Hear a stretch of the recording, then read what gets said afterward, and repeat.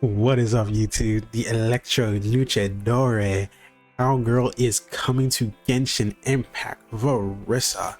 We are expecting her very soon, and it got me thinking that people may have saw the drip marketing, may just be coming off of the special program, just deciding to get on Genshin right now and have no idea what kind of team they're going to put together for their starting roster with this cowgirl.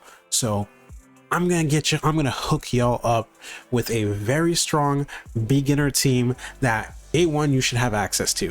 All right, so without further ado, let's get started. So the idea behind this team is being a very easy to access team that you should be able to build up basically within the first couple of days of you starting the game, and you will be able to continue using till the banner patch for Varesa ends and you finally see some support that you would like to replace these members for.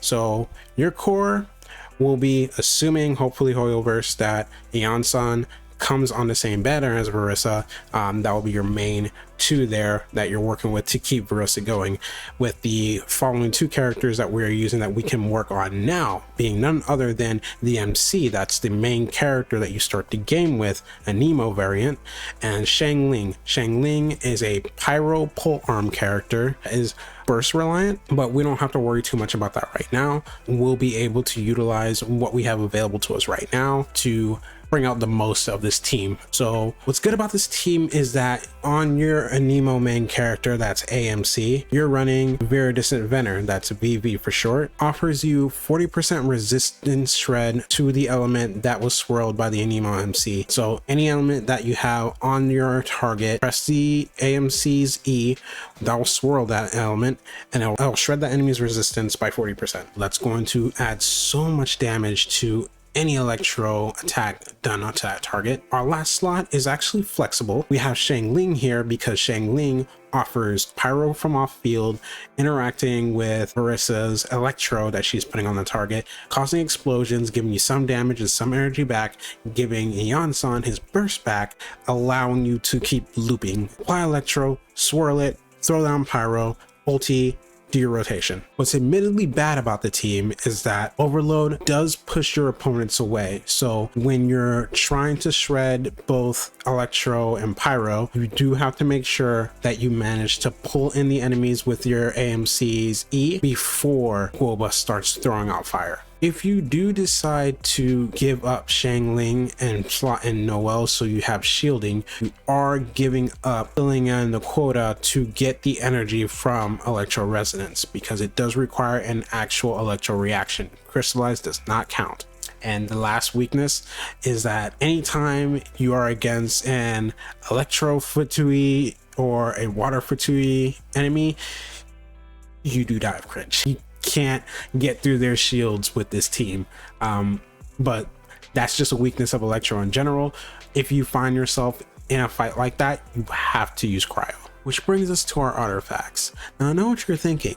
Wow, VV sounds so strong, but Varesa has her own set that she needs, and I also need a set for Eon-san.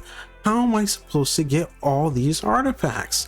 Well, the best part about this is that you can utilize the artifacts that you already have.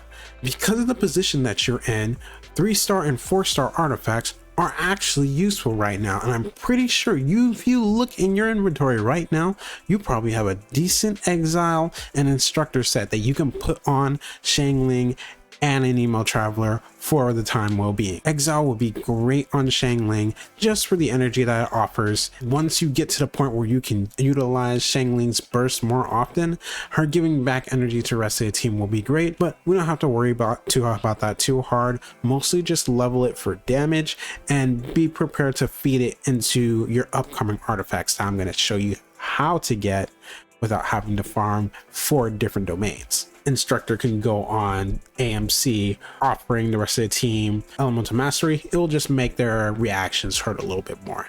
Again, placeholder. What we'll be doing is going to Natlin and getting Eon-san their hero set, their scroll set. At the same time, you'll be getting codex pieces that can go on Varesa, and we can worry about getting her main artifact set later. Right now, we can just focus on getting a decent set built from there, whether it be purple or gold, use what you have. After you start getting gold pieces, we can now take these pieces to the alchemy table and use the strongbox feature. With the strongbox feature, we can strongbox VV artifact sets and emblem artifact sets, emblem being the set that goes on Shangling. So by just grinding one resident efficient dungeon, you get 4 different sets. So this team is very stable, it's very easy to have access to, and it's very coherent to understand replacements for. Like, as you play and while you're pulling on the standard bearer, you might get Sucrose. Sucrose can replace an emo MC, and you're just giving her set and you're good. You keep rolling. Shangling, outside of like if you want to use defensive utility or healing, you won't be replacing her. So like, she is safe to invest into. Shangling is very strong. So I think this team is going to be good.